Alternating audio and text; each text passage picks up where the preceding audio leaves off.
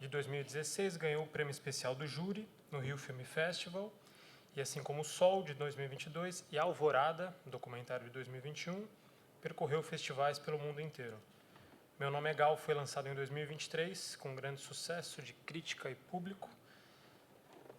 E Apneia, sua nova ficção, está prevista para 2026. Ao seu lado está Juliana Lobo, diretora de arte do filme. Juliana é graduada em design de produção pela FAAP, com mestrado em cinema alternativo pela EICTV, em Cuba. E ao longo dos últimos anos assinou a direção de arte de mais de 10 longas, entre eles Cidade Campo, de Juliana Rojas, Meu Nome é Gal, de Dandara Ferreira e Lopolite, vencedor do prêmio de melhor direção de arte no 50º Festival Sesc Melhores Filmes, Três Tigres Tristes, de Gustavo Vinagre, Todos os Mortos, de Caetano Gotardo e Marco Dutra, e Desterro, de Maria Clara Escobar.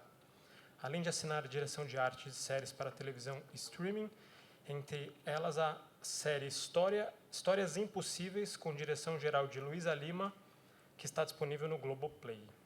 E aqui ao meu lado está o diretor de fotografia, Pedro Sotero.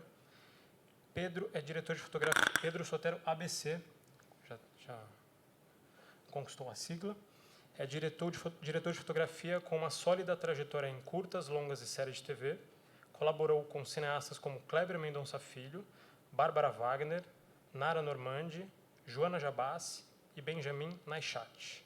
Assinou a fotografia de mais de 15 longas, incluindo 5 filmes selecionados para o Festival de Cannes: Aquários, Gabriel e a Montanha, Bacurau, Retratos Fantasmas e Baby.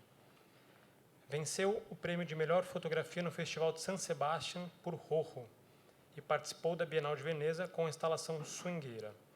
Em 23 e 24, assinou projetos como Meu Nome é Gal, Propriedade, Betinho, No Fio da Navalha, episódios da série Sintonia, do Netflix, e a segunda temporada de Cangaço Novo, na Amazon Prime, com lançamento previsto para 2025. Muito bem. Acho que podemos usar agora este microfone. Vou fazer algumas perguntinhas, puxar algumas pautas aqui, depois a gente vai abrir para as perguntas. E aí, quando abrir para as perguntas, pedir só para falar no microfone, que vai chegar em vocês, porque está sendo tudo gravado, tá? Para a gente ter de registro. Bem, eu sou Bruno Graziano, associado da ABC, diretor de fotografia, e vou conduzir o papo aqui. E para começar, a pergunta clássica, que é como esse projeto surgiu para vocês e como que foi adentrar esse universo no início, se vocês já tinham alguma familiaridade, ou se foi algo novo, se vocês já conheciam o universo da Gal, da Tropicália e desse contexto histórico musical. Então é uma pergunta geral, pode começar pela Lô, Juliana e Pedro.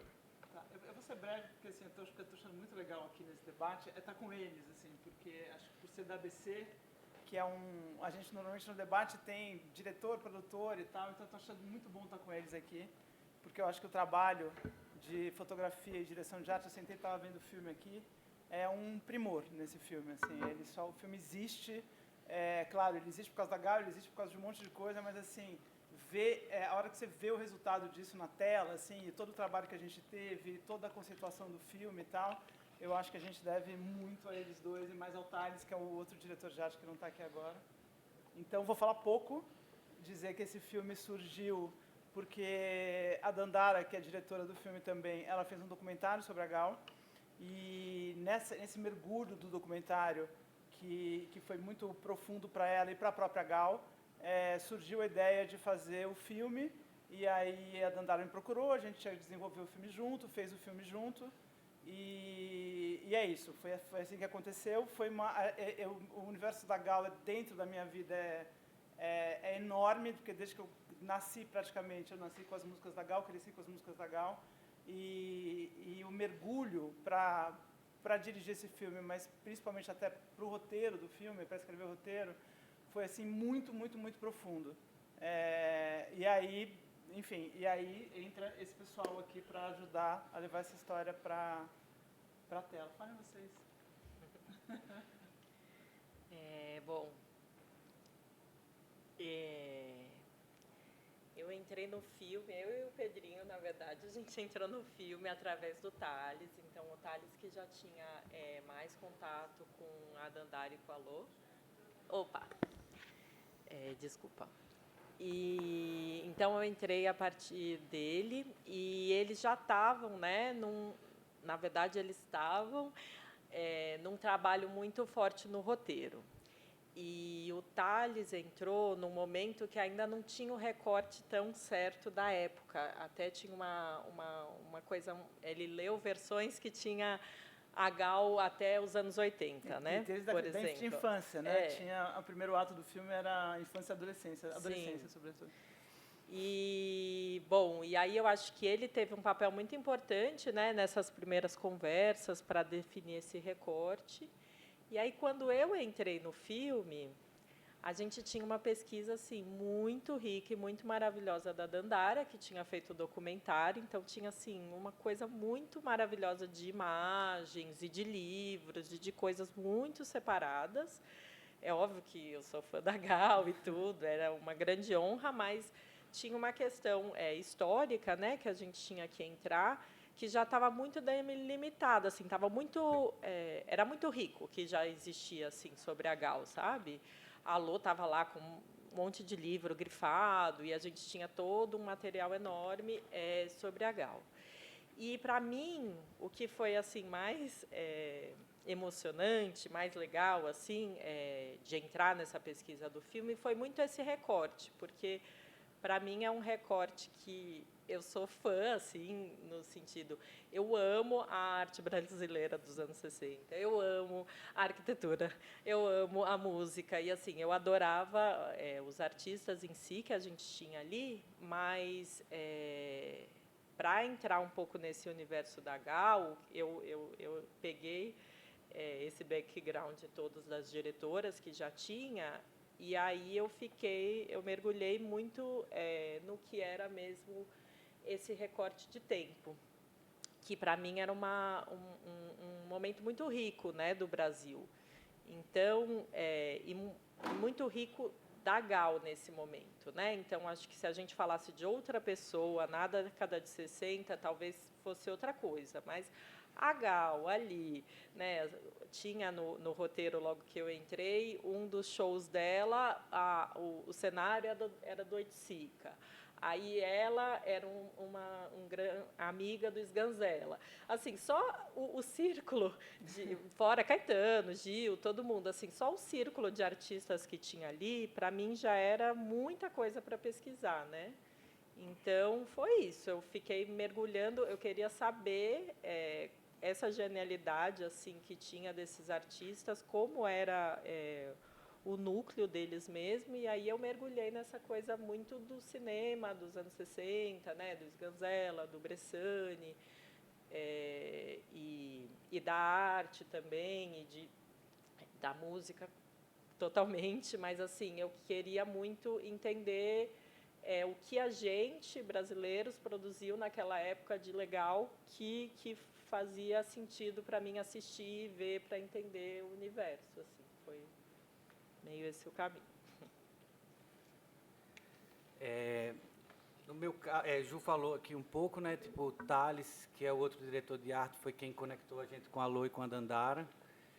E quando ele mencionou a possibilidade de fazer o filme, dois sentimentos muito fortes surgem, né? Tipo, meu Deus, eu vou fazer um filme sobre a Gal Costa, e que honra e que prazer e ao mesmo tempo que medo, né? Tipo, que responsabilidade e onde é que eu estou me metendo, porque você representar uma das... É isso, para mim, pessoalmente, é uma das maiores cantoras desse país e do mundo. Sou completamente aficionado por elas. Eu tenho, tipo, todos os discos dela e eu sou um grupo musical, a Tropicália é um movimento que me interessou muito, assim. E é isso, eu li o livro do Caetano, né? Eu conheço a discografia de todos eles, então tipo é uma turma assim que eu sou completamente apaixonado. E aí Gal, aí eu falei, é isso, teve esse misto de sentimentos, né? De tipo uma grande honra, um grande prazer e um grande medo. Mas eu acho que, como todo filme, você vai construindo ali, passo a passo, para poder se solidificando e entendendo onde você vai pisando. Tinha essa base muito forte de Dandara, de ter feito documentário, de ser muito próximo da família, de ter um material de arquivo inédito, assim, muitas fotografias, muitos vídeos inéditos da Gal. Tipo, ela já tinha um material e esse foi o primeiro filme de época que eu fiz que era uma cinebiografia, né? Era a biografia de alguém que existiu e muito importante, muito pública e com muitas imagens conhecidas, né? Então, tem um vasto material para a gente se basear e começar a estruturar e pensar nos espaços. Isso tinha fotografias dos apartamentos que ela morou, tinham fotografias de shows, tinham imagens de shows que ela fez que a gente nunca tinha visto, imagens do Fatal que a gente nunca tinha visto, imagens de Jardim Macalé filmada em Super 8 no exílio em Londres, aquela carta que Caetano manda para ela. A gente viu imagens que foram tipo feitas na época em que a carta foi produzida, assim. Então a gente teve acesso a um material muito especial e que serviu de base, inspiração para a gente começar a construir a imagem do filme, né? E a arte sempre começa um pouco antes, né, do que a fotografia. E quando eu cheguei, Ju estava mais presente, Thales estava envolvido em outro projeto, ele acompanhou a direção de arte um pouco mais à distância.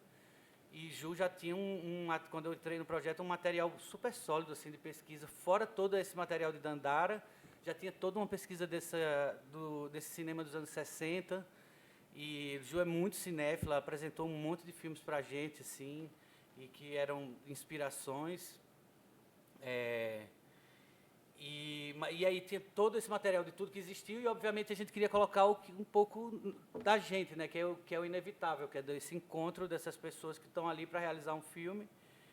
E eu acho que, em termos da fotografia, a gente decidiu abordar o filme como muito próximo dela. A gente tentou fazer, eu acho que tanto e com fotografia e direção de arte, assim, primeiro de tudo, não olhar para o passado como uma coisa velha e como uma coisa antiga e como uma coisa nostálgica, né? A gente decidiu olhar para o passado porque é isso. Os tropicalistas eram as pessoas mais modernas e descoladas até hoje, né? Tipo, eles são muito modernos e não só esteticamente, como de ideias, como de presença, como de tudo, assim, né? Então a gente falou, a gente precisa honrar isso de alguma forma. A gente não pode olhar isso como um passado cristalizado, né? Então a gente decidiu ter essa aproximação primeiro de uma imagem, de olhar para a imagem como uma imagem moderna e não uma imagem antiga, e de acompanhar a jornada da Gal muito de perto. A gente teve tomamos essa decisão de fazer o filme todo de câmera na mão, para poder estar ali nessa tentativa de fazer o espectador estar junto, passar pelo que Gal passou nesse recorte que o filme escolheu, que, como o Ju falou, um recorte muito especial, que é desse momento que ela sai da Bahia até o grande show icônico do Fatal, assim. Que é exatamente o recorte da Tropicália, que no fim, o conhecimento que veio através da pesquisa e depois, eu estava falando que a Ju é muito cinéfila, além dela ser muito cinéfila, ela tem um conhecimento muito grande de arquitetura mesmo, e de estética dessa época que a gente estava filmando. Então, assim, ver locação com a Ju é ridículo, assim, porque você chega lá e fala assim, não, esse prédio foi feito por não sei quem, em tal época e tal, blá. Então, isso acabou dando para a gente, toda essa pesquisa que a gente tinha, e todo esse aprofundamento que a gente teve, estético, acabou dando uma segurança muito grande para a gente. Como o Pedrinho falou, a gente queria fazer um filme como... se nosso filme se passava em 69, a gente queria fazer como se 69 fosse ontem, né? Não fosse em 69. Então, a gente usou muito da estética, a gente pesquisou muito, se aprofundou muito numa estética da época, mas é uma estética que, de uma certa maneira, já estava à frente do seu tempo, que era a estética tropicalista e um pouco da estética da Nouvelle Vague também, né? A gente mergulhou muito nesse lugar. Então, a gente tinha a sensação de estar fazendo um filme super moderno. E, de fato, eu acho que a gente estava, porque a gente estava vivendo nesse lugar. A gente foi um pouco perturbado, por um lado, pela pandemia, mas, por outro lado, a gente foi um pouco beneficiado por isso, porque a gente teve muito mais tempo, porque essa concepção, a gente filmou no final da pandemia, né? No finzinho a gente ainda filmou com protocolo e tal. Então, a gente teve um tempo de pesquisa que era para ser, sei lá, de 3 meses, foi de quase 2 anos, para a gente e para quase todo mundo envolvido, né? Porque o filme, vamos filmar daqui a 3 meses, vamos filmar daqui a 6, daqui a 1 ano, e a gente foi aprofundando muito nisso. E aí aí é isso, a gente teve o trabalho de direção de arte e de direção de fotografia, com direção e com roteiro, isso que ele falou é uma coisa importante. O roteiro foi muito impactado por essas escolhas estéticas também. O Thales, quando o Thales chegou no projeto, a gente ainda estava numa coisa enorme, assim, de um recorte da vida inteira da Gal, e aí a gente foi diminuindo, e a gente chegou na Tropicália.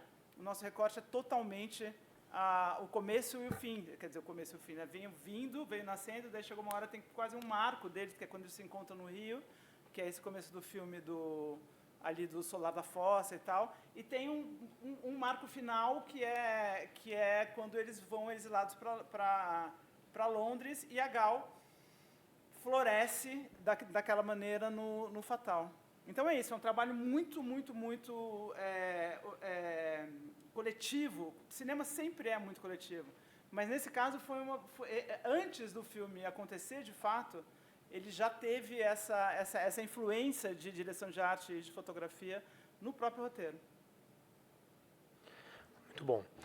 Eu vou continuar aqui com o Pedro, fazer uma pergunta que me chamou a atenção, que é essa característica da câmera na mão muito próxima dos personagens.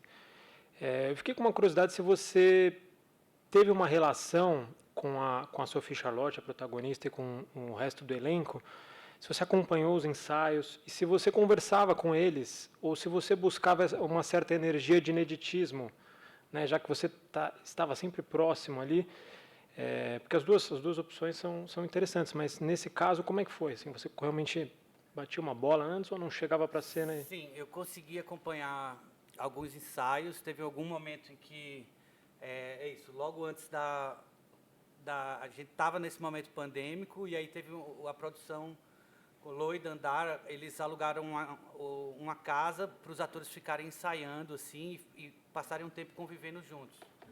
E aí eu participei alguns dias desses ensaios, me aproximei bastante dos atores. E eu acho que na direção de fotografia e no trabalho de câmera no set, uma das coisas que mais me interessa é essa relação com o ator. Eu acho que é uma coisa quase... E no Gal, eu acho que aconteceu uma coisa muito especial, que foi quase que contracenar mesmo, né, com o Sophie como operador de câmera, de estar meio vivo nas cenas, e muitas vezes as cenas serem um pouco livres de marcação. Elas, obviamente, eram tudo muito pensado, pesquisado, debatido, mas muitas vezes, é isso, o texto não era improvisado, mas a movimentação muitas vezes era improvisada. Então era uma coisa assim muito livre, de estar muito atento e vivo junto com os atores em cena, e principalmente com Sophie. E foi um momento muito especial, assim, eu acho que foi uma das grandes conexões que eu tive no cinema com... Acho que isso aconteceu algumas vezes com alguns atores e atrizes, mas com Sophie foi uma coisa muito especial mesmo, de uma sintonia, de uma conexão, de uma presença.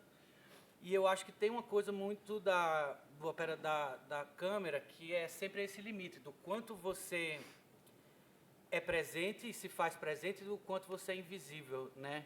Porque eu acho que também, ao mesmo tempo, você não pode ser uma presença distrativa, você não pode estar ali querendo chamar a atenção, você tem que dar... O palco dos atores, né? E a imagem, o set é dos atores. Eu sempre busco muito, assim, não iluminar com o tripé no set, sempre fazer iluminação aérea pelas janelas e poder deixar o set livre, poder filmar. Normalmente eu sempre, no Gal foi um caso desse, assim, eu deixava o set sempre livre para filmar 360, e essa coisa é muito interessante, porque tinha uma conexão muito grande, a gente se aproximou bastante, mas no set é isso, não é que você não... Isso que eu estou falando, desse limite da presença e do desaparecimento, que é uma coisa que é difícil de explicar, né? Tipo, o ator sentir a sua presença, saber que você está ali trabalhando junto, que você está pensando, e que quanto mais existir uma conexão, mais a imagem vai ficar interessante, mas ao mesmo tempo não ser uma coisa jamais dar uma marca, ou dar uma indicação de olhar para alguma coisa, ou falar que aquela luz... de ter uma liberdade, ser invisível e ser presente. E eu acho que é meio isso, e é meio difícil de explicar e é meio mágico também quando acontece assim. Tem só para completar isso um pouco, a gente queria muito que tem um jeito de trabalhar no set, que foi o que a gente optou em fazer, que é ensaiar bastante antes, ensaiar para que eles... isso, não dá para ter muita improvisação de atuação no set de filmagem, porque se a gente começa a mudar tudo, a gente explode o número de horas e a gente não consegue cumprir um cronograma que é fundamental em qualquer filme. Então, o ensaio, além de achar a conexão entre as pessoas e tal, a gente achou o texto também. Então, várias modificações de texto foram feitas durante os ensaios, o que encaixava melhor, como a cena podia melhorar, e foram já para o roteiro mesmo. A gente foi adaptando o roteiro para os atores. Então, quando a gente chegou no set, é um sonho. Para mim, eu gosto muito de dirigir desse jeito, que é deixar o ator solto no ensaio, no set, sem a gente marcar exatamente, e aí depois a gente, conforme o que eles fazem, assim, se ele vai cair para lá ou para cá, nesse momento, assim, deixar isso acontecer na cena, e aí a gente marcar as posições de câmera. Claro que, obviamente, você tem um cenário construído para esse lado e o ator cai para cá, óbvio que não dá. Mas a gente, no limite do possível, a gente deixava eles soltos. E o Pedro entrou nesse jogo de estar solto junto com eles, né? A gente tinha o nosso famoso take Brilha Pedrinho, que a gente tinha uma marcação, a hora que a gente via os atores, a gente falava assim, bom, a gente põe uma câmera aqui, depois outra aqui, depois outra aqui, acabou, tá bom. E depois que a gente cumpria, pelo menos no começo, era depois, no final, a gente já quase começava com esse plano Brilha Pedrinho, que era ele solto com a câmera, e justamente não tinha tripé de luz e tal, ele solto com a câmera, junto com os atores, uma cena que ele já conhecia, que ele já leu 200 vezes e que ele que ele estava no ensaio. Então ele entende como que o ator chegou naquilo. Então ele já me antecipa para onde, e sobretudo com a Sophie, porque aconteceu, foi muito mágico mesmo entre ele e a Sophie. Você via, era bonito de ver, né, Ju? Era um balé assim entre eles, que aí você fala assim, bom, e a Sophie é muito ligada na câmera. Ela sabe muito bem ela é uma excelente protagonista, porque ela é muito condutora de tudo. Então ela sabe que se ela vier para cá, que o Pedro vai sempre colocar aqui, daí ela vira para lá.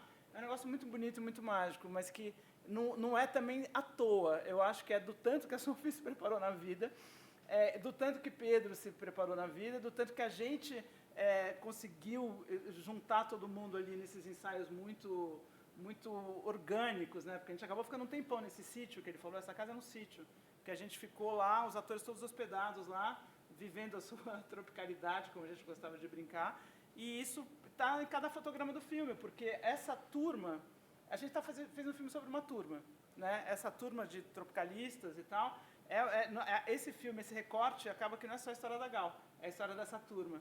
E aí a gente acabou, essa turma de atores e alguns membros da equipe virou uma turma também. Então, no fim, virou real, que ficaram lá juntos, vivendo a sua tropicalidade, cada um. E aí eu acho que isso imprime muito, uma turma contando a história de outra turma que elas se juntam ali. É bem bonito o trabalho do Pedro e você não costumava fazer muito, né, de câmera na mão. Você vinha de uma escola mais de planos fixos e tal. De uma decupagem mais clássica. Eu nunca tinha feito um filme inteiro câmera na mão, foi a primeira vez. Foi uma escolha, né, tipo, desde o começo e achei isso, de tentar manter o filme vivo, de não olhar para o passado de uma forma analítica, de estar ali presente junto com eles, passando o tempo, aquele momento tão importante, crítico do Brasil e que de tanta beleza e de tanto horror, tipo, e dessa sensação de estar atravessando junto com o Gal esse momento, assim, né? E por isso foi muito essa escolha da câmera na mão, mas sim foi uma novidade assim para mim de fazer um filme inteiro assim. A gente falava sempre de que a gente queria que a câmera de uma certa espectador respirasse junto com ela, né? Da gente ter uma proximidade tal que a gente sentisse, porque enfim, essa coisa da Gal, dessa ansiedade dela, dessa coisa muito travada e tal, tem muito a ver com a respiração, e a voz é a respiração e o canto é a respiração. Então a gente queria essa proximidade, e daí essa proximidade emocional mesmo. Porque a Gal é um personagem muito difícil de contar, né, de narrar, porque é uma personagem que não tem muito conflito clássico do cinema, né? Se a gente fosse fazer um filme sobre o Caetano, enfim, que tem lá, que foi preso, que teve problema disso, daquilo, para casamento, e a Gal não. A Gal é uma pessoa ultra reservada, tímida, reservada e sem grandes conflitos externos, né? O grande conflito dela é ela com ela mesma. É um filme muito difícil de fazer, porque é um roteiro dificílimo, por isso que a gente demorou tanto, inclusive, para chegar. O recorte da Tropicália ajuda a gente, porque a Tropicália tem um conflito, né? Os artistas, eles têm um conflito enorme, claro e óbvio, contra o sistema naquele momento. Então a gente se aproveita um pouco disso. E aí, nesse sentido, a gente precisa, é meio bobo até falar isso, mas é verdade, que assim, para você entender um conflito interno da personagem, a gente realmente precisa chegar muito perto, até fisicamente mesmo, com a câmera. De uma certa maneira, isso joga a gente, e tem algumas cenas que são assim, até a estrutura da cena é assim, né?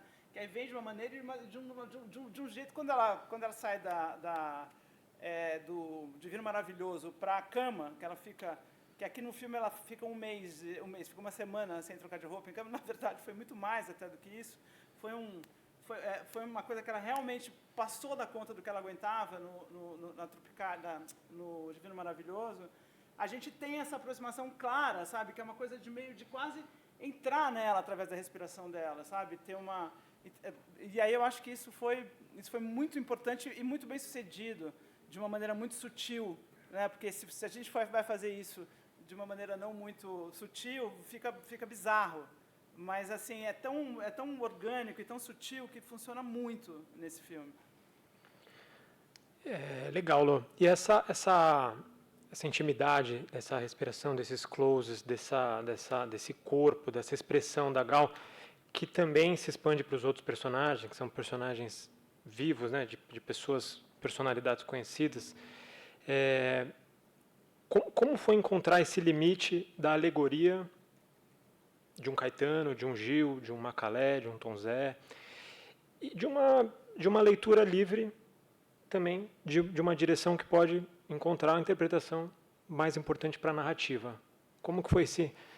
A gente tinha já de cara, sempre teve uma ideia de... A Sofia não se parece fisicamente com a Gal, né? Não é óbvio, não é uma escolha, obviamente, vamos chamar por causa da semelhança e tal, de jeito nenhum. Mas ela tem uma Gal muito forte dentro dela e que ela conseguiu trazer isso lindamente para fora, então a gente fez um filme com a Gal da Sofia.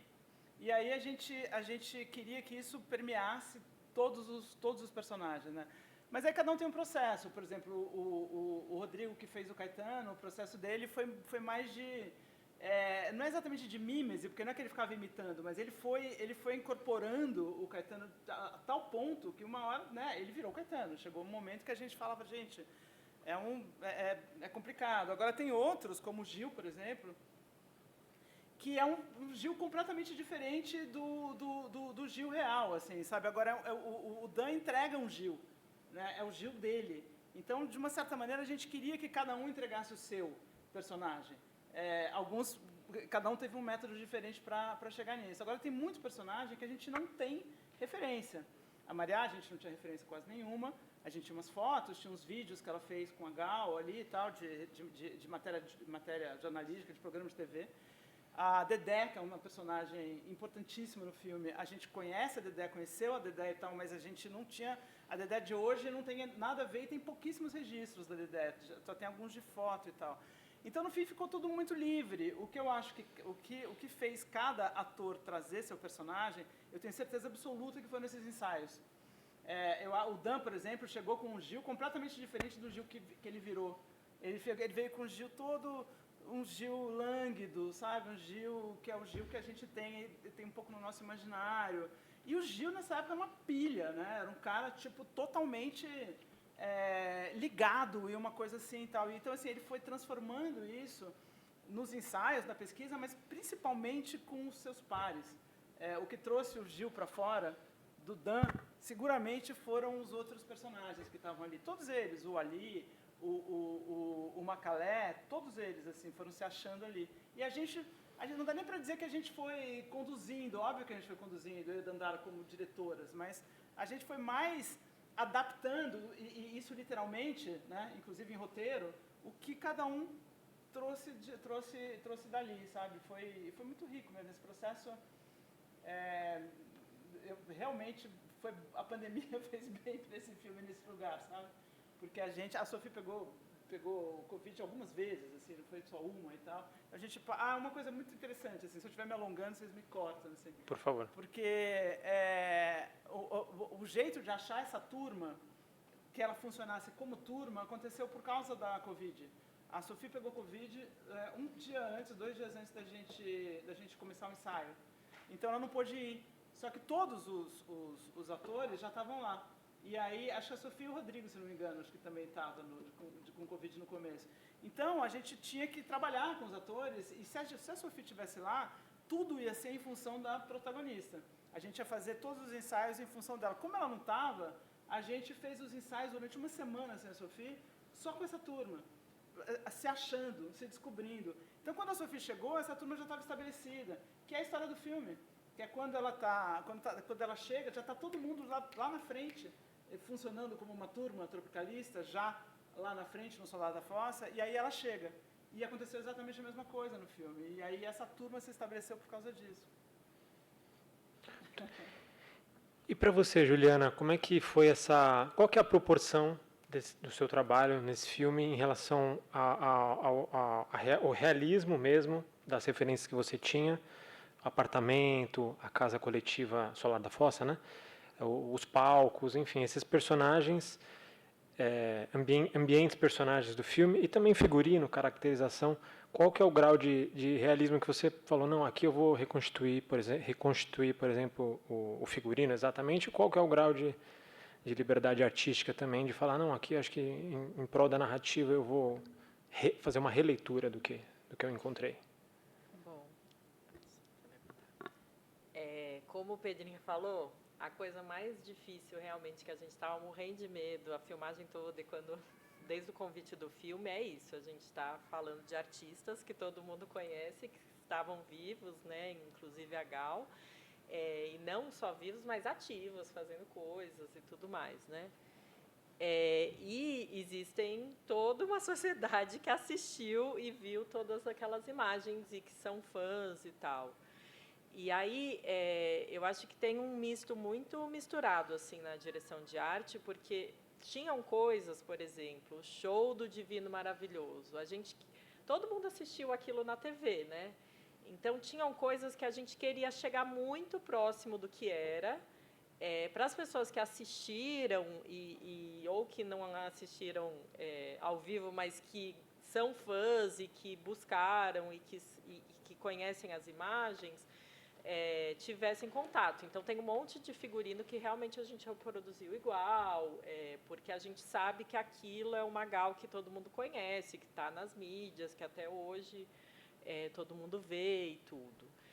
E para a gente era importante, assim, sabe? Não era uma cópia que a gente achava como cópia. Não, era uma homenagem afetiva mesmo, da gente querer mostrar aquilo o mais próximo possível, né? Então, o show do Fatal tem as faixas e tudo. Eu conversei com o cenógrafo que fez, porque eu queria saber exatamente que tipo de tecido, que não foi. E aí, por exemplo, eu poderia ter feito de uma maneira que ia ficar até mais retinho, feito, sei lá, numa gráfica cortado. Não, eu quis fazer com uma costureira que tivesse a cara do manual, porque eu achava que isso tinha a ver com aquele tipo das pessoas e tudo. Então, tem muita coisa que a gente quis fazer igual, assim, né? Então, tem uma casa que, no final, até que aparece pouco, porque uma das cenas caiu, mas é uma casa da Gal, no Rio, que tem uma foto que a gente tentou reproduzir muito parecido e reproduziu mesmo, os quadros iguais. Ao mesmo tempo, tem coisas que a gente quer contar uma história, né? Então, eu sinto muito isso nesse filme, que, obviamente, eu queria falar sobre a Gal, mas eu queria falar sobre a Gal para as pessoas que conhecem ela, que são fãs, que vão assistir essas coisas e vão curtir, como para minha sobrinha, que não conhecia nada e que não viveu na época e que assiste e fala, nossa, como essa galera é legal, queria estar vivendo aquela época. Então, desde que eu tive contato com o roteiro, eu sou uma pessoa que gosta de biografias, assim. Eu sou do tipo que assisto a biografia e logo saio do cinema, olho no Wikipédia e quero saber o que é verdade e o que é mentira, assim, sabe? Tenho essa vontade. Então, algumas coisas eu queria realmente fazer igual e a gente reproduziu várias roupas, várias coisinhas que eram iguais. Tem coisas, por exemplo, o apartamento do Caetano.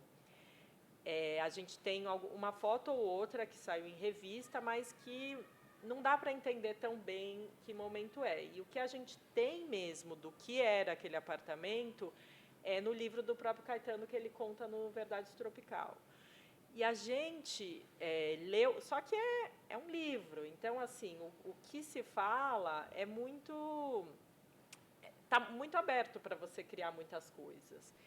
E aí, lá é um lugar que eu quis criar coisas, eu quis trazer aquele imaginário que está no livro, e era o imaginário que para mim era muito de vanguarda, então tinha essa vontade de ser uma coisa muito de vanguarda que as pessoas, né, que minha sobrinha assistisse e falasse, nossa, que incrível, sabe, assim, que tivesse essa vontade de ser uma coisa moderna para hoje em dia e para a época ainda mais. Mas estava dentro desse limite que é isso. A gente até conheceu uma pessoa que frequentou essa casa, eu perguntei, ela falou de um copo que o Caetano tomava sua Coca-Cola e era daquele jeito, a gente foi lá, arrumou o copo igual e ele toma daquele jeito. Ao mesmo tempo, sei lá, as poltroninhas que ele escreveu lá no livro, eu fui lá e desenhei, fiz de acrílico, sabe? Assim, fiz de um jeito que eu achava que era legal e tudo. Perguntei para essa pessoa que frequentou, ela me falou uma coisa, sabe? É impossível você ter exato, assim, certas coisas, sabe? E aí, por exemplo, o vestido do Divino é um vestido muito específico e muito especial. Todo mundo assistiu aquelas imagens em preto e branco e foi um lugar que todo mundo se preocupou, né? O Pedrinho com as diretoras, a gente tirou foto de cada plano para fazer exatamente os planos que passaram na TV, a gente fez igual. Então tinha essa vontade de fazer muito igual. Na arte a gente queria, mas tinha limitações, porque o de verdade era com uma orquestra, com um palco gigantesco, que, no caso, a gente nem conseguiu o teatro que tivesse esse tamanho, que coubesse a orquestra, então a gente diminuiu muito nesse sentido. Tinha questões de direito autoral também, né, do que podia e o que não podia, mas a gente chegou próximo a um imaginário. Mas o vestido em si, a Gal se apresentou 2 vezes. Ela se apresentou quando ela estava concorrendo, e aí ela ganhou e se apresentou de novo. Então, tem 2 vestidos. E é o que a gente gosta, que é o que apareceu na TV, que todo mundo gosta e tal. Todas as fotos que a gente tem, o vestido é prata. Só que são fotos que a maioria dá para ver que foi colorido depois, que eram fotos preto e brancas e foi colorido depois. E o vestido que ela cantou quando ganhou é um vestido vermelho. Eu acredito que esse primeiro vestido é prata. Mas a Dandara é muito amiga da figurinista, que é viva, é atuante, tudo, e que fez esse vestido. E ela jura de pé junto que o vestido é vermelho, esse primeiro vestido. E aí a gente falou, não, se tem uma pessoa que está contando uma memória oral de verdade, vamos nessa mulher. E a gente fez vermelho, porque a gente falou, a gente não vai desrespeitar uma pessoa que está falando que o vestido é vermelho. Apesar de ter fotos que, assim, tem muitas chances de ser prata, porque parece mesmo. Essa foi uma discussão do filme. Mas assim, a gente tinha que respeitar as pessoas que estavam ali contando aquela história. Então, tudo que me contavam, eu respeitei o máximo, o livro do Caetano, tudo que tinha.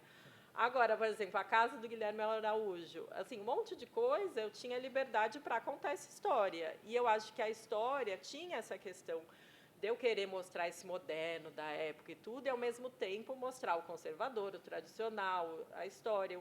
Tinha um monte de coisa e também é a história da Gal, mas é a história de uma mulher se descobrindo e ganhando uma trajetória. E, para mim, isso era muito importante. Então, tem um monte de questões de cores, de evolução ali da arte, que é mais importante a questão emocional da gente, né, entrar naquela trama e a gente ver aquilo e falar, nossa, que incrível, que aí a gente tem liberdade para fazer de outras maneiras. Ainda mais porque é difícil também a questão de época, tem algumas coisas de infraestrutura mesmo que a gente não consegue, mas que aí a gente dá a volta por cima e faz uma coisa que tá provocando no espectador emoção, né? Eu sempre penso nisso. Se eu não estou trazendo a coisa em si, eu preciso também estar provocando emoção, mais do que contar exatamente, né?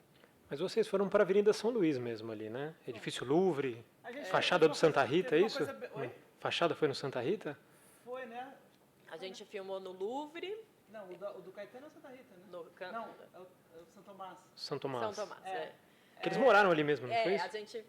a gente filmou no apartamento Piranga que com a o Avenida São Caetano João. morou mesmo. Isso a gente brigou para ter o Que legal. apartamento. Isso a gente filmou mesmo. Agora, na coisa teve certa. uma coisa interessante Não o andar certo, mas o no prédio. a gente tem uma coisa interessante que a gente acabou fazendo esse núcleozinho deles ali, que era a São Luís com a Ipiranga, né? Com a São João. Ipiranga. Não, é São Luís, né? Bom, É enfim. São Luís. São Luís com a Ipiranga. Os prédios são na São Luís, que é a esquina ali com Itália, que é a Ipiranga? É Ipiranga. E aí a gente filmou, era um lugar onde eles moravam, né? O Caetano morava num lugarzinho ali, o Guilherme Araújo do lado, um monte de gente morava ali, eles iam de fato na Almanara comer direto e a gente filmou na Almanara. E aí a gente acabou fazendo uma base de produção lá no Itália, a gente acabou filmando coisas lá que não eram lá, tipo o estúdio de TV, onde tem lá o diretor, o Fábio Assunção, a gente acabou fazendo lá. E era assim, a gente acabou fazendo com que a equipe, a nossa equipe de filmagem em São Paulo também circulasse nesse universo. A gente só andava a pé, a gente ia almoçar, a gente voltava, a gente ia de uma locação para outra, a gente passou um tempo lá de pré e de filmagem, que a gente... São Paulo praticamente foi tudo lá, né? Então isso também acaba imprimindo no filme de várias maneiras, porque a gente ficou vivendo aquilo ali, assim, de um jeito muito específico. A Ju estava falando uma coisa da adaptação, tem um exemplo muito forte, que é o Solar da Fossa, né? Que era um casarão no Flamengo, no Flamengo. Era Botafogo. Era Botafogo, onde era o Palace, né? Depois, o Palace não, aí o... Não sei, Ah, mas Canecão. era em Botafogo. O Canecão, onde era o Canecão, e aí virou um shopping ali também e tal. É, o shopping. E aí a gente tem umas fotos, assim, tem uma foto de longe, que é meio do bairro, assim, que tem ali, e tem o cinema, no cinema tem alguns filmes que fizeram lá, porque como morava muitos artistas lá, o Cláudio Marzo morava lá, e aí fizeram um filme que o Cláudio Marzo era o protagonista, e aí filmaram lá, e a gente viu textura da parede, então umas coisas que a gente foi super percebendo, cor da janela e tal. E aí a gente foi para um lugar completamente diferente, que é um hotel em São Sebastião, na beira do mar e tal, completamente diferente do que era. Mas aí, assim, de uma certa maneira, casava com aquilo. E aí a gente acabou, a equipe de arte acabou decorando aquilo ali de uma maneira que ficasse um pouco mais urbano, digamos assim, porque era no meio da cidade, era no meio do Rio. E aí, foi ali teve uma liberdade imensa dali. E foi, no fim, assim, tem uma coisa engraçada que muita gente está viva, né, que viveu essa época. Todos eles, a Gal morreu depois, né, da gente filmar, mas todos eles estão vivos e muita gente que viveu. Então, assim, muita gente viveu aquilo, muita gente foi no Solar da Fossa. E as pessoas acreditam completamente, as pessoas que viveram, sabe? Acham que aquilo é muito fiel e não tem nada de fiel. A hora que você vai ver, de fato, não é, mas é. E aí isso funcionou bastante. Agora tem outros que a gente foi muito rigoroso, né? Tem coisas muito icônicas, a gente tentou ser o mais rigoroso possível, assim. E o figurino principalmente, assim. O figurino é impressionante, o figurino é muito bom. É um trabalho da Gabriela Marri, da equipe dela. Mas foi tudo recriado ou foi garimpado? Foi recriado. Foi recriado. Não, os principais a gente recriou, as estampas, de fotos certinhas. Foi tudo feito, fez. e os adereços todos, assim, é uma coisa um trabalho muito impressionante. Muito impressionante mesmo. Não, a gente tinha fotos.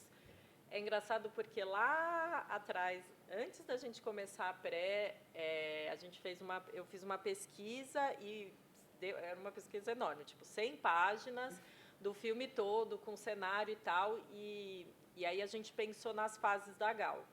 E aí tem as coisas da reprodução. Então, o cabelo dela, da primeira fase, tinha que ser aquele porque a gente queria reproduzir exatamente a foto do domingo, que isso a gente reproduziu exatamente, figurino fez tudo igual e o cabelo era exatamente igual do domingo. Então tinha esses momentos. Então tem uma blusa que ela usa no café amarela com mou, que a gente reproduziu exatamente uma, e aí a gente foi colocando, até tem a primeira vez que a gente vê a Bethânia, a gente reproduziu exatamente um figurino que ela usava no Bethânia Bem de Perto, que era uma grande referência para a gente. Isso foi uma coisa de referência que a gente foi colocando os personagens, pensando nesse arco da personagem mesmo, dessas fases dela, e aí a gente foi pegando, porque foto da Gal tinha milhões, né? E a gente foi escolhendo qual funcionava para aquele momento da personagem, né? O momento que ela estava passando, e foi separando e foi colocando, e foi até o que a Dandara e a Lô, no final, apresentaram para a Gal. Então, esse documento, a Gal não leu o roteiro. A gente fez uma apresentação para a Gal com o documento que a Juliana fez, o documento da arte. Porque ela foi colocando o real e algumas referências do que ela estava já num caminho já muito adiantado, e a gente foi contando, e ela fez na ordem do filme. Então, é da ordem do roteiro. Então, era como apresentar o roteiro de uma maneira mais livre, lúdica, sei lá. Mas sem que ela lesse, de fato. A gente foi contando a partir... Foi muito legal essa apresentação para a Gal. Foi onde ela relaxou, assim, completamente, sabe? Que ela falou assim, porque ela tinha uma coisa muito... É o ouro da vida dela, né? Da carreira dela, digamos assim. Para ela também, para a gente e para ela. Pros fãs, talvez não. Para os fãs em geral, talvez os anos 80, que tem os maiores sucessos e tal, talvez seja até mais importante. Mas, como artisticamente falando, eu acho que é o período de ouro da Gal, e ela também acha isso. Então, quando ela viu aquilo, assim, ela viu aquilo em sequência daquele período, assim, ela falou assim, ufa! Assim, ela ficou muito tranquila. Dali pra frente, ela nem precisou ler roteiro nem nada.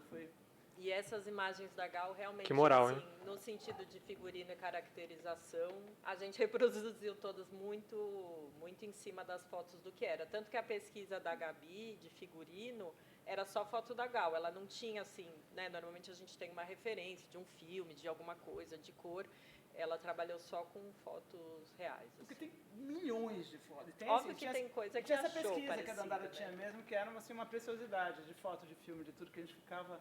E fora que é isso, tem uma coisa que uniu muito todo mundo que trabalhou nesse filme, que foi que todo mundo é muito apaixonado pela Gal e por esses caras todos, e por esse período, sabe? Então, todo mundo mergulhou muito profundamente. A gente ficava se deliciando com essas pesquisas, sabe? A gente falava, nossa, queria morar nessa pesquisa. Eu, de fato, morei nessa pesquisa durante uns meses, assim, os meses de Os personagens, eu acho que o difícil era achar. Por exemplo, Caetano tem umas fases maravilhosas que não dava para ter, porque a gente pensava, não, Caetano ainda não está nesse momento. Esse momento é anos 70 dele.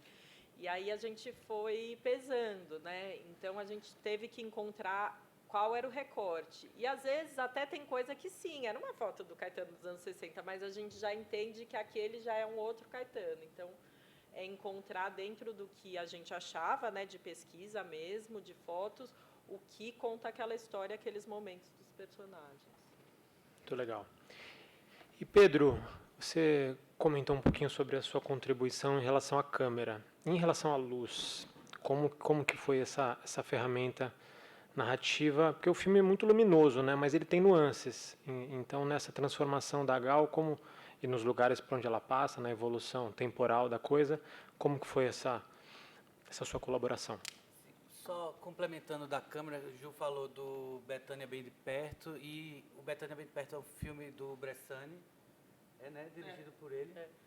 E acho que ele e Eduardo Scorel, se eu não me engano. Scorel. E foi uma inspiração muito... Agora me ocorreu assim, esse filme é muito lindo, e é muito bonita a forma que eles filmam Bethânia. Isso ficou muito forte na minha cabeça e foi uma forte influência da escolha da câmera também, de como a câmera se comporta. E é um documentário, mas ao mesmo tempo ele é filmado, decupado, com muitos close-ups, muito próximo de Bethânia, muitos momentos de intimidade, assim, e ele foi para mim uma bela referência, assim, que agora me instalou aqui.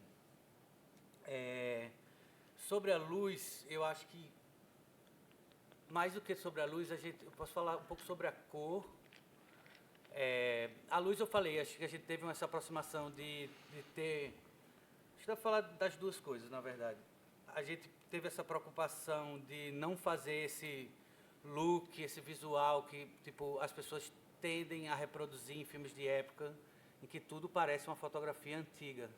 E a gente falou, não, a gente começou a procurar, inclusive, fotografias restauradas, fotografias como elas estariam tiradas na época. E existe esse material também, né? Não existe só as fotografias.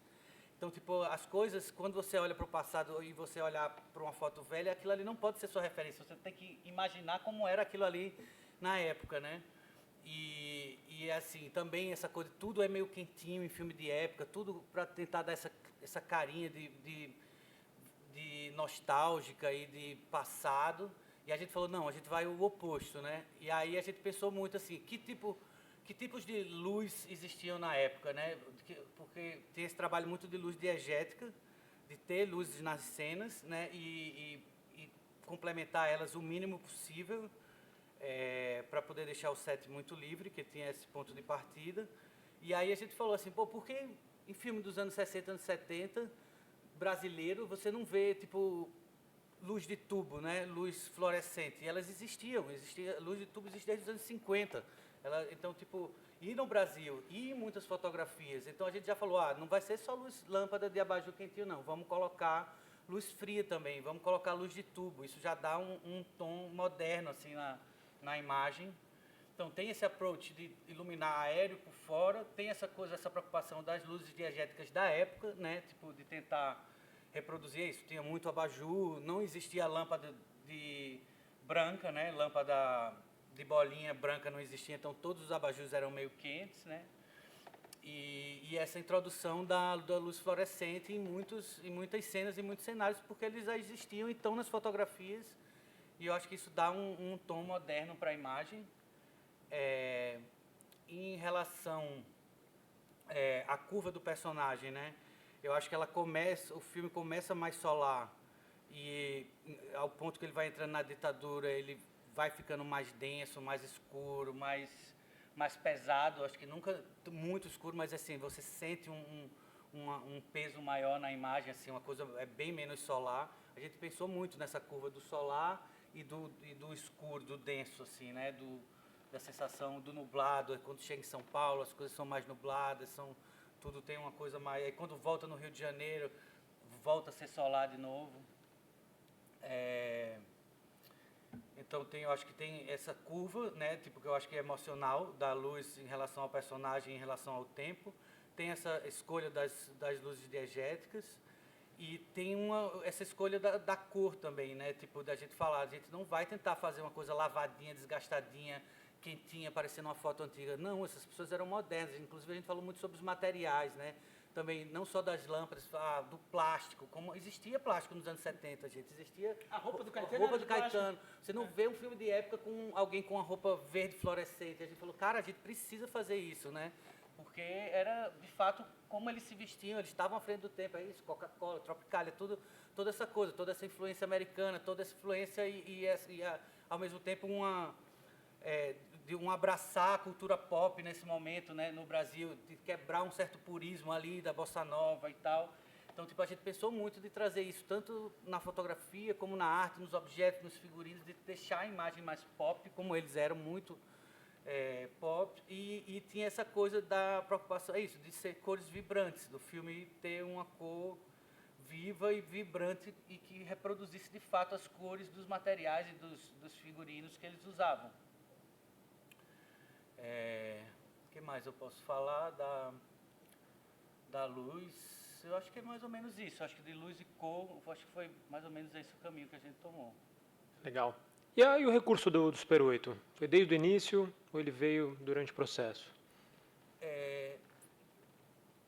Ele veio, acho que durante o processo, por conta dessas imagens de arquivo. Eles se registravam muito em Super 8. O Torquato, era o Torquato não, era o Macalé filmou bastante, Macalé, né? Macalé filmou bastante e... O Rogério, que não é o nosso Rogério, né? Sim. É o Sganzella. Então, tinham muitas imagens em Super 8 que a gente gostava muito e que deu vontade de usar no filme. O filme é um filme de época e, obviamente, é um filme de edital, tinha uma limitação orçamentária. Então, tinha imagens grandiosas que a gente não tinha capacidade de reproduzir e que eram muito importantes de estar no filme. E aí a gente teve esse desejo de usar essas imagens no filme. E eu acho que, para dar uma camada ainda mais complexa, foi filmar os nossos atores de Super 8 para misturar essa memória existente com os nossos atores e deixar a coisa ainda, tipo, só não entrar um arquivo, entendeu? Então, tipo, ele entra de forma narrativa, como sempre, são personagens que estão no meio da cena, que estão ali registrando alguma coisa. Nunca é o filme mostrando uma imagem Super 8, é sempre algum personagem presente, que nem sempre você vê ele, mas é alguém que está ali na cena que está registrando aquele momento. E aí tem essa mistura de imagens que a gente fez com o nosso elenco com imagens de arquivo. Legal. Mas você que operou? Sim. Eu operei, foi um início de um processo de uma pesquisa da volta do Super 8 aqui no Brasil, né? Porque a gente teve essa passada, esse momento da virada do digital e que começaram a fechar os laboratórios até o ponto de não existir mais laboratório de revelação de negativo no Brasil para filme, né? Para fotografia acho que nunca acabou, mas para filme chegou um momento que acabou. E no momento que a gente fez o GAL, de fato, tinha acabado no Brasil 100% dos lugares. E a gente, mas ao mesmo tempo tinha essa limitação de orçamentária, que a gente chegou até orçado, fazendo na Inglaterra e tal, arriscando 4K, mas era um peso para a produção. E aí a gente achou um pessoal de um laboratório independente aqui em São Paulo, chamado Labirinto Lab, e eles fazem uma revelação super artesanal, com tanque, manual, secagem manual, então por isso o filme vem com tanta textura, com tanta sujeira, e que eu acho que nesse caso ajudou muito a se misturar com essa imagem de arquivo, assim, né, que não é tão conservada, e nesse momento a gente se permitiu ela estar mais suja, mais desgastada, mas foi um processo super artesanal de revelação e de scan também, foi uma câmera DSLR fotografando fotograma por fotograma, porque não existe, os scans no Brasil também estão escassos. Mas do GAL para cá, a coisa tem mudado, né? Acho que a película tem voltado a ganhar um espaço muito grande no mainstream do cinema americano, e isso resvala no mundo inteiro.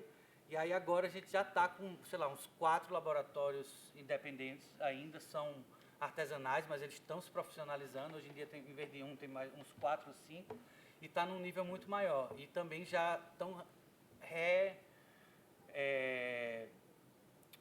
não reconstruindo, mas reformando scans que estavam parados aqui no Brasil. Então, tipo, a película aqui no Brasil está voltando a existir também, assim. Mas quando a gente fez o GAL, estava bem paradinho. Muito bom. Então vamos abrir para as perguntas. Alguém tem alguma curiosidade? Vai chegar o microfone aí. Oi, boa tarde. Bom, eu vou primeiro dar um depoimento, depois fazer uma perguntinha. Meu depoimento é, eu já tinha visto o filme quando ele foi lançado comercialmente. Quando eu fui ao cinema, a minha informação era de que era uma cinebiografia. E a gente cria alguma expectativa, né? Então, bom, cinebiografia da Gal Costa, eu sou fã, tenho um conhecimento mais ou menos da vida dela, então eu comecei a pensar, bom, será que deve aparecer o Roberto Carlos? Ele é o Roberto Erasmo são os autores da música. Deve aparecer... Será que vai aparecer o Pelé? A Gal teve um caso com o Pelé. O Tim Maia, o Domingo. O Tom Jobim, a Gal gravou um disco só do Tom Jobim. O desfile da Mangueira. Eu nem sei se ela estava naquele episódio da apreensão da droga, lá, dos doces... Não, eu fiquei imaginando um monte de coisas e no filme não apareceu nada disso. Eu confesso que, na hora, eu fiquei um pouquinho frustrado, porque a gente cria uma expectativa e ela não foi correspondida.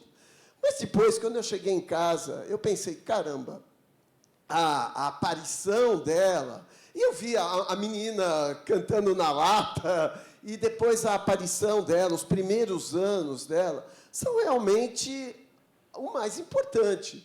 E depois uma cinebiografia completa de uma artista longeva. A gente viu agora a Elis Regina. A Elis Regina viveu metade da vida da Gal Costa. Claro que... Não quero comparar, mas é um tempo menor. Né? O filme não tem 120 minutos, né? Acho que está errado aí. Então, é menos. Então, isso ainda quer dizer, se fosse muito longo, a gente se cansaria. Então, eu quero dar esse depoimento para vocês, que essa minha primeira impressão não foi de hoje. Hoje, mais ainda, porque a palavra, no comecinho, vocês falaram recorte umas 10 vezes. Então, eu entendi, eu sou leigo, vocês tiveram uma conversa bem técnica, né? Desculpa, nós estamos no ambiente técnico, mas eu sou leigo, não sou frequentador aqui da Cinemateca. Então, eu queria dar esse depoimento de fã, que naquele mesmo dia eu me convenci de que a minha expectativa é que estava errada.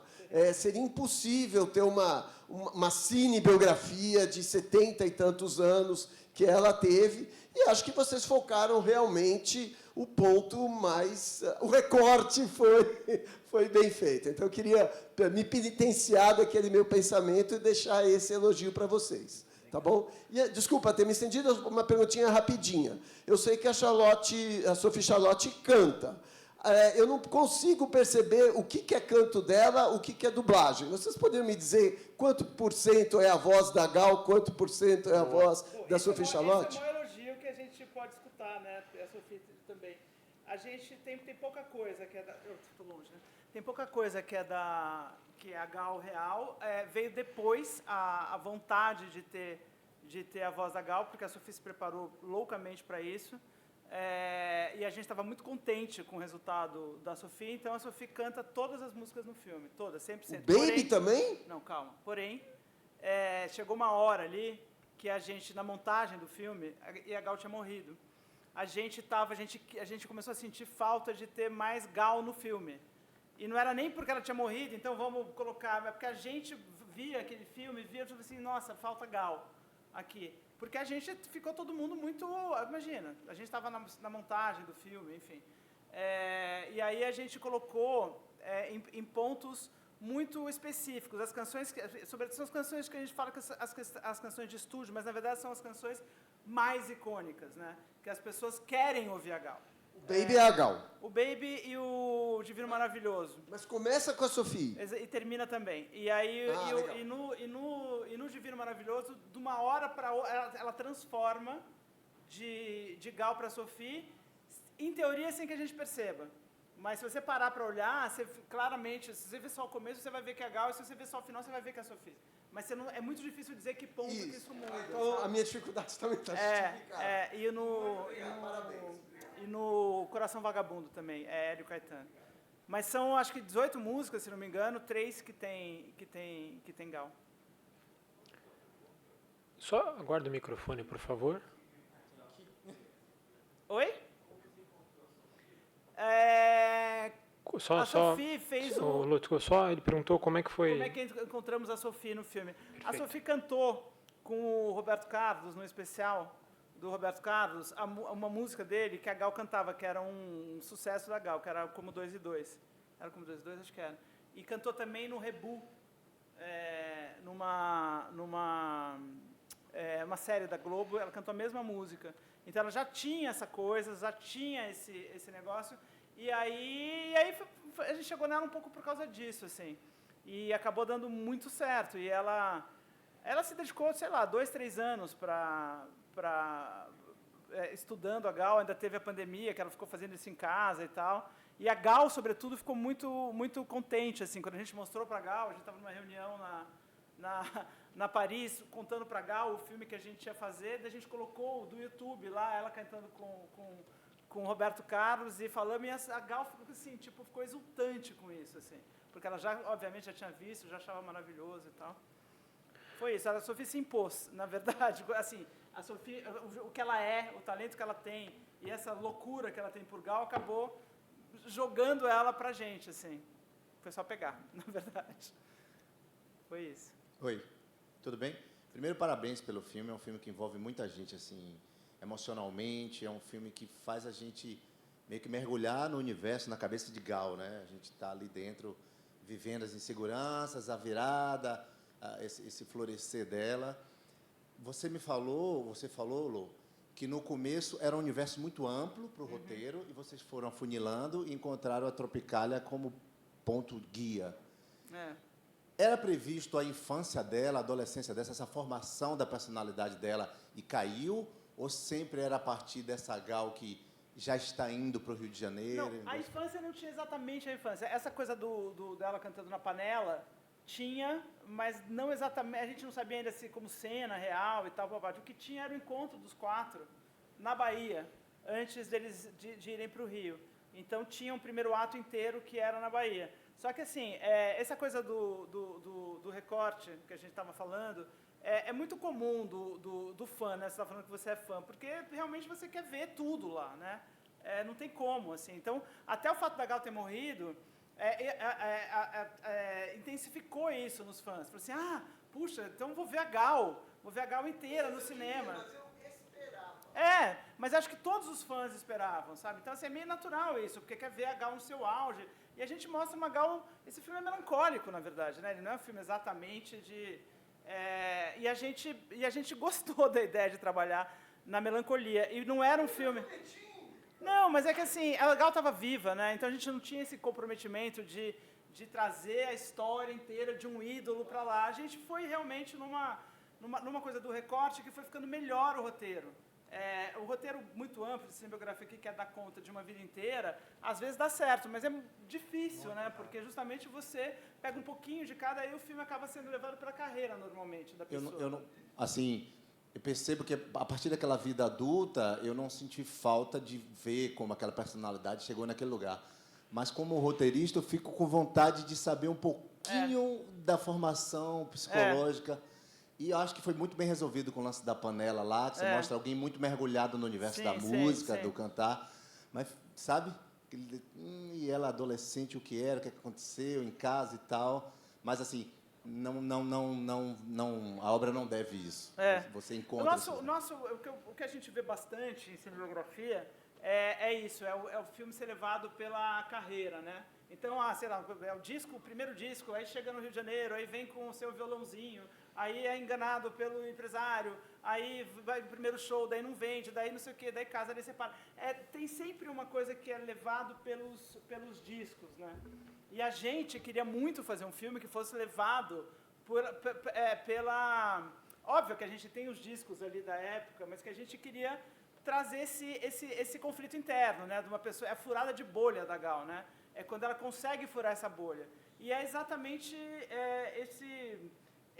esse período. Então, assim, não é exatamente porque é o período da Tropicália. Acabou virando, a gente estava falando aqui, que assim, a gente foi fazendo, diminuindo. Aí, quando a gente viu, a gente estava no recorte da Tropicália. Mas, na verdade, o recorte é a furada de bolha. É um filme de origem, que para usar um termo de roteiristas, assim, é um filme de origem. Do nascimento da artista Gal, exatamente, né? Onde exatamente. Gal nasce, ressurge, né? Exatamente. Aí foi essa opção. E aí, quando a gente entendeu isso, e aí a gente começou a mergulhar muito mais profundamente nisso, aí o filme começou a ganhar um sentido pra gente. Porque a gente tava super disperso. E é isso, Gal não tem na vida dela, a vida dela ali, fora as músicas, né? Um conflito enorme, uma coisa...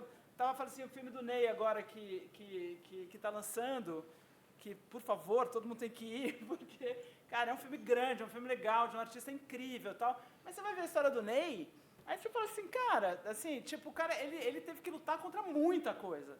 Assim, na família dele, com o pai dele, com a sociedade. Ele é um cara que se vestia de uma maneira que só ele se vestia, os secos e molhados. Assim, gente...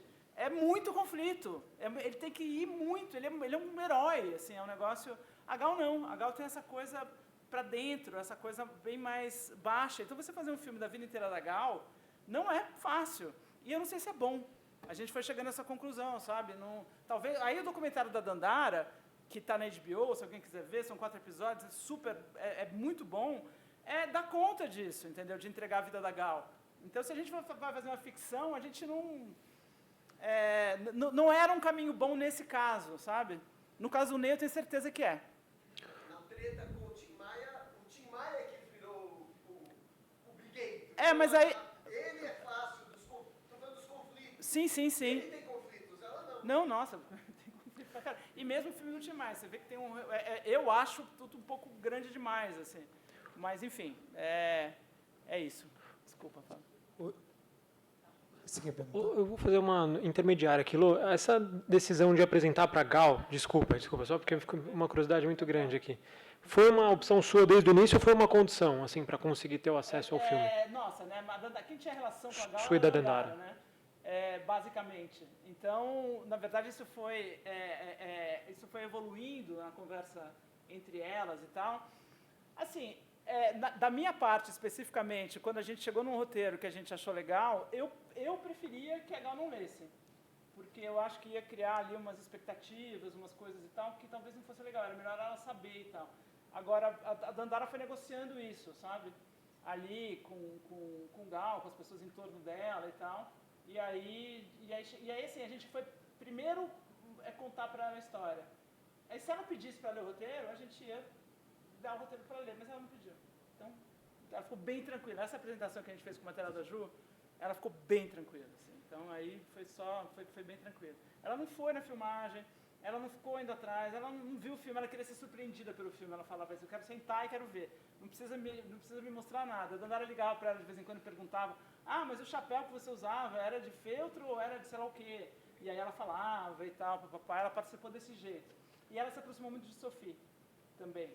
Sophie começou a ir nos shows dela, começou a encontrar com ela de vez em quando e tal, e ela estava muito encantada com a Sophie, e a Sophie com a Gal, então acabou que teve teve uma relação de confiança mesmo dela em relação ao filme que a gente ficou todo mundo tranquilo. Fala. Boa noite a todos. Primeiramente, parabéns pelo filme, pela obra. Segunda vez que eu assisti no cinema. E hoje trouxe 2 amigos baianos. Então, ela já tinha assistido, né, Lia? E Maurício a primeira vez. Então, obrigado aí por esse presente para nós, baianos, soteropolitanos. E eu queria, como ator, inclusive, já trabalhei com o Bruno num projeto da Paramount, né? A gente fez Alto Posto 2. É verdade. Não sei se você vai lembrar. Lembra? Fiz o Batata. E como ator, eu queria perguntar um pouco sobre escolha do elenco, como que foi esse processo. Vocês já falaram um pouco da Sofia, né, que já cantou, vocês já tinham visto em outros trabalhos. Dos outros personagens, né, que eles fizeram, não sei se a palavra certa seria caricatos, mas assim, o Caetano tem muitos trejeitos, né, a Bethânia tem ali, inclusive o Maurício faz o Caetano muito bem, depois se ele puder. Estou brincando. Como que foi? Teve essa liberdade para o Caetano ir no set, opinar um pouco, o Gil foi, a Gal em algum momento participou dessa construção do personagem? Os reais, tá falando? Sim, os reais. Não.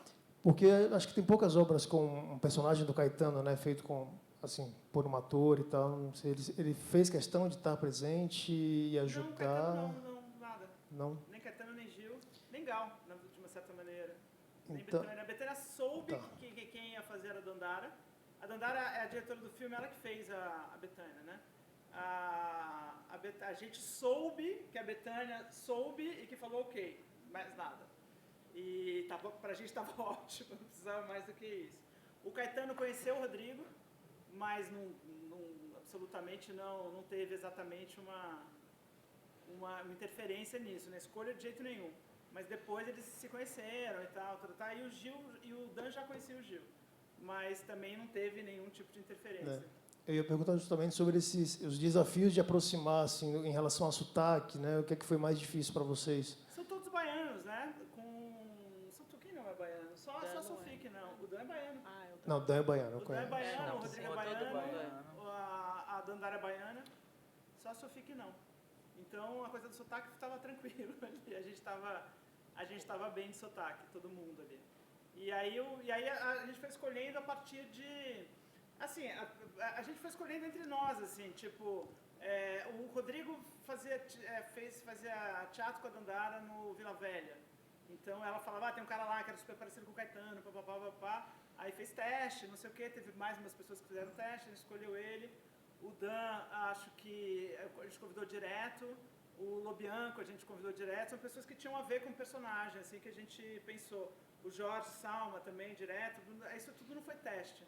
Foi tudo a gente foi convidando conforme ou eu ou ela, ou eu ou a Dandara, a gente lembrava, ou alguém falava e tal.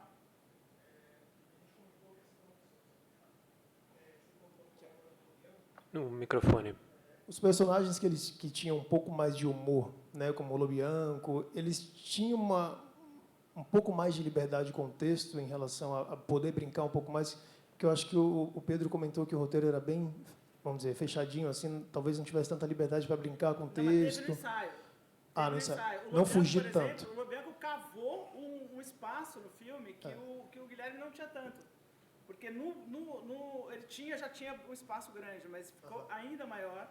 Porque tinha cenas que o Lobianco estava lá na casa que a gente estava ensaiando e ele não estava na cena. Ele falou, não, por que eu não estou nessa cena? Eu quero estar nessa cena. Ele é e gênio. ele entrava e brilhava na cena e pronto. Aí a gente, o que ele falou da gente seguir, o texto seguir, porque porque durante o ensaio a gente já tinha mudado muito.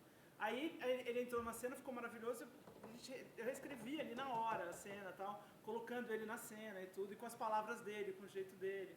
Então ele e o Salma, né, que são as pessoas que têm, que não à toa um passa o bastão para o outro, né, que é o Guilherme Araújo, que vai para Londres e aí ele meio que passa o bastão para o Ali Salomão, que passa a ser o diretor da Gal, que antes era o empresário, o diretor, enfim, que antes era o Guilherme. E aí eles têm um humor muito diferente, mas eles têm humor. E os dois personagens também têm muito humor. Tanto o Guilherme, tudo que a gente... Eu conheci o Guilherme pessoalmente por acaso, assim. E era um cara muito divertido. E o Ali, então, totalmente. E aí foi... Aí a gente foi fazendo esse elenco um pouco por isso. E no roteiro, essa coisa do humor dos dois é muito importante, assim. Porque assim como eles na vida com a Gal, eles levantavam a Gal. Os dois. Os dois tiveram muito esse papel nessa época meio deprê da Gal. Os dois tiveram muito esse papel de manter a Gal lá em cima, assim. Quando os caras foram presos, quando tudo começou a acontecer, foram os dois que conduziram ela de volta à luz. Exatamente. Mas tudo a gente foi descobrindo um pouco com eles. Nessa cena, por exemplo, dele com a Mariá, que é divertida, eu gosto bastante, pelo menos do café da manhã, que ele apresenta a Lélia e tal. Tá ali no roteiro muito igual, estava ali, mas eu nunca imaginava que... cada vez que eu vejo, eu adoro essa cena, sabe? Eu acho muito bom. E embora o texto seja igual, o jeito que o Lobianco leva, e junto com a Mariá ali, junto com a Chica, que faz a Mariá, parece que eles escreveram a cena, assim, sabe? Que é bem bom. A gente tem mais uma pergunta aqui, um comentário. Tem mais alguém que gostaria de fazer? Tá. Aqui eu vou falar como fã. A Gal Costa, para quem nasceu, como fui eu, nasci na efervescência dela, e quando eu a vi pela primeira vez ao vivo e a cores no Maracanãzinho, eu sou carioca, e a cena do filme que me mostra ali, parecia que eu estava ali. Foi a primeira vez que eu vi Gal Costa, assim, uau!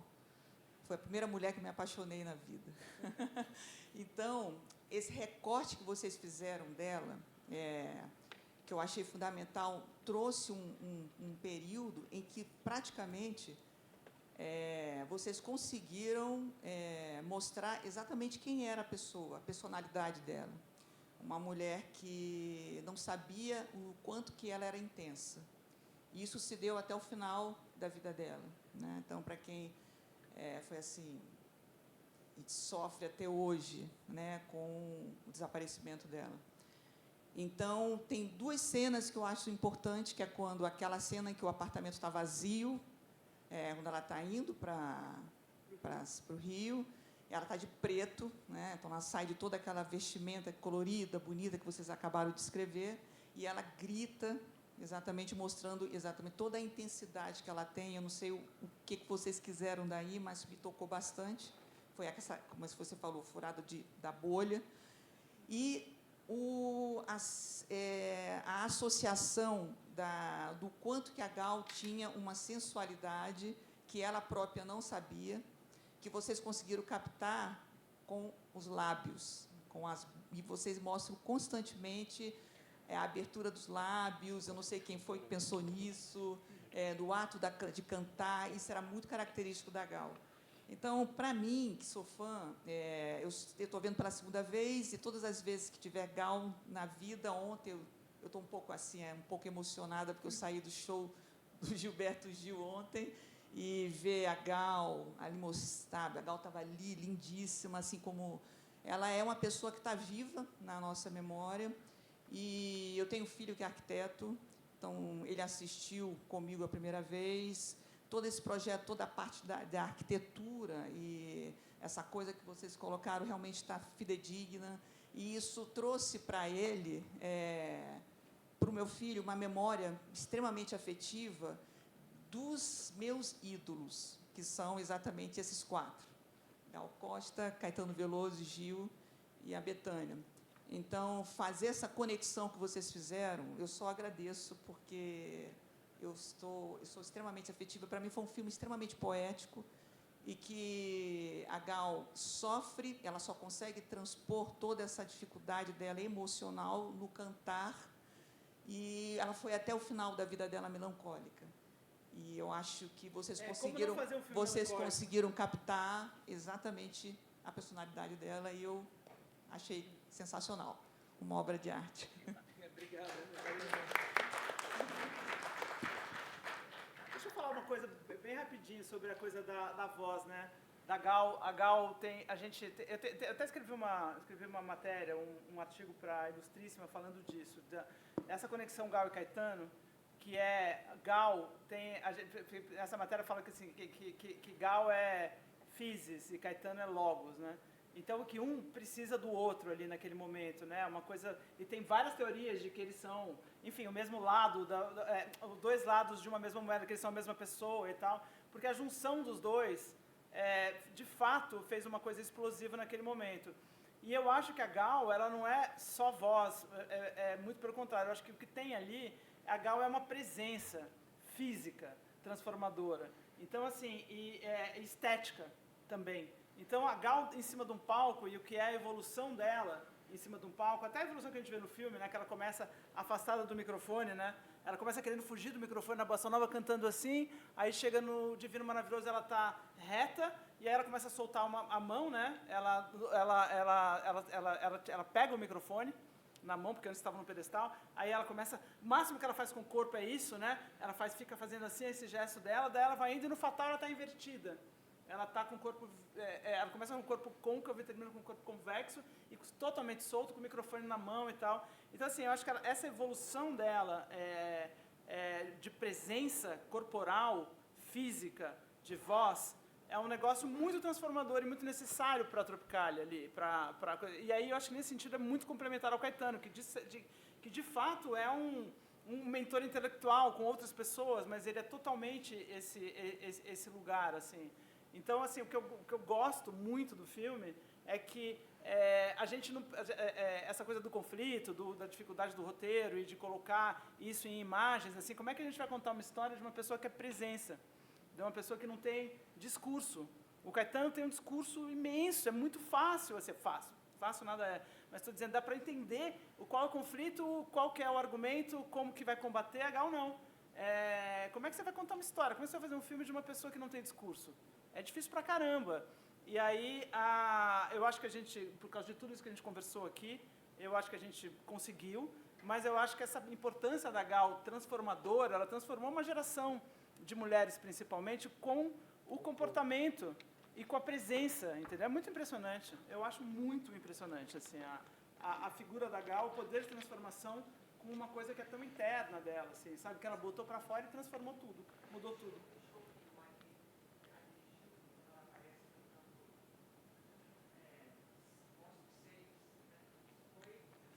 Foi o Gerald Thomas que dirigiu, né?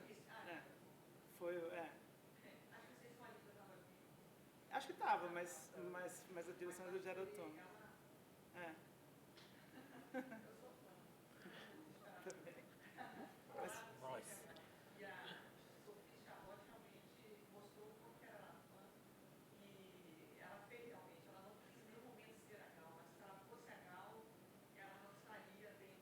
Exato, exatamente.